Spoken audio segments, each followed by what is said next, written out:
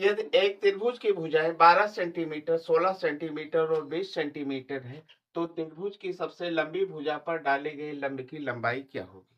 इस प्रश्न को हल करने से पहले हमको देखना होगा कि जो सबसे लंबी भुजा है उसका वर्ग शेष दोनों भुजाओं के वर्गों के योग के बराबर है। तो देखें आप, सबसे लंबी भुजा 20 है, 20 का वर्ग करेंगे तो 400 आएगा, 12 का वर्ग करेंगे तो 144 होगा और 16 का वर्ग करेंगे तो 256 होगा। अगर 144 256 को हम जोड़ देते हैं तो ये 400 के बराबर में हो जाएगा। अतः जो त्रिभुज बनेगा वो समकोण त्रिभुज बनेगा, मतलब ऐसा त्रिभुज होगा जिसका एक कोण 90 डिग्री का होगा। यहां पर ये 90 डिग्री का कोण बन गया, जिसे हमने त्रिभुज एबीसी ले लिया। इसको हमने 12 सेंटीमीटर लिख दिया, इसको हमने 16 सेंटीमीटर लिख दिया और ये भुजा हमारी 20 सेंटीमीटर होगी। अब कह रहा है कि जो सबसे लंबी भुजा है अगर उस पे कोई लंब डाला गया है तो उसकी लंबाई क्या होगी, इसको हमको निकालना है। सबसे पहले हम त्रिभुज के क्षेत्रफल निकालने का फार्मूला जान लेते हैं। त्रिभुज का क्षेत्रफल बराबर होता है 1/2 गुणे में आधार और गुणे में ऊंचाई या लंबाई। अगर त्रिभुज समकोण त्रिभुज है तो उसका लंब ही उसकी ऊंचाई होती है। अगर त्रिभुज हमारा समकोण नहीं है तो हमको उसकी ऊंचाई ज्ञात करनी होती है, ऊंचाई दी हुई होती है। यहां पर हमको इस लंब को निकालना है। आइए हम सब निकालते हैं। त्रिभुज एबीसी,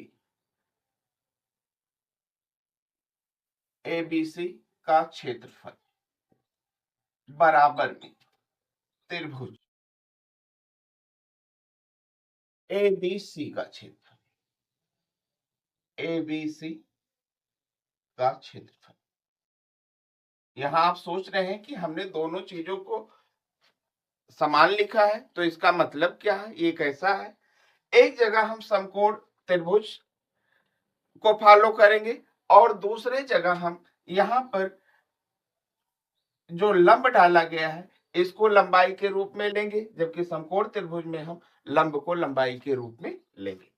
तो यहां पर हमारा हो जाएगा 1/2 AB और गुणे में ऊंचाई हमारी कितनी होगी, BC। यहां पर 1/2, इसका आधार हमारा कितना होगा, AC, और लंब हमारा कितना होगा, लंबाई कितनी होगी, BP।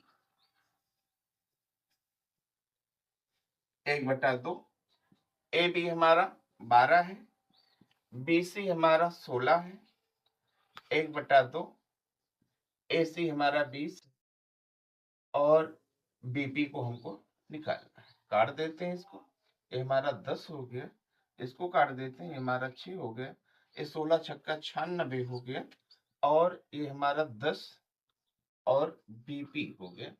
इसलिए BP बराबर